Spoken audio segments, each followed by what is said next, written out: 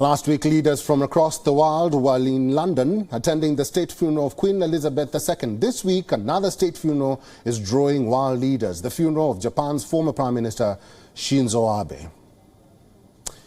Abe was Japan's longest-serving prime minister. He was shot dead on July 8th while delivering a campaign speech. The state funeral will take place on Tuesday at Nippon Budokan in Tokyo. Now, according to reports, representatives from 200 countries and organizations will attend the funeral. This includes Indian Prime Minister Narendra Modi, US Vice President Kamala Harris, Australian Prime Minister Anthony Albanese, British Foreign Secretary James Cleverly, Singapore's Prime Minister Lee Hsien Loong, European Council President Charles Michel.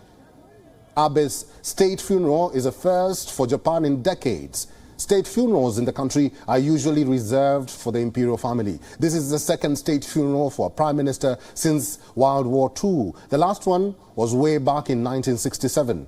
But even as world leaders jet off to Tokyo, Japanese citizens are not too thrilled about this funeral. The reason is the cost of this state funeral. Now, according to reports, the funeral will cost over $11 million, even more than the funeral of Queen Elizabeth II. Most of the cost will be for security and hosting foreign delegations. In fact, the three-day event has been dubbed as funeral diplomacy.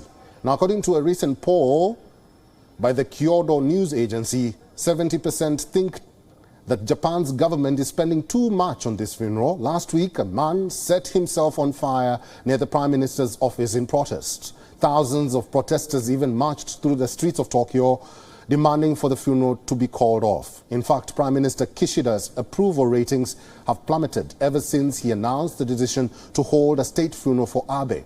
Currently, it is the lowest since Fumio Kishida came into power. The funeral comes at a time when Japan is battling inflation for the first time in decades. Many believe that the money will be better spent helping lower-income families.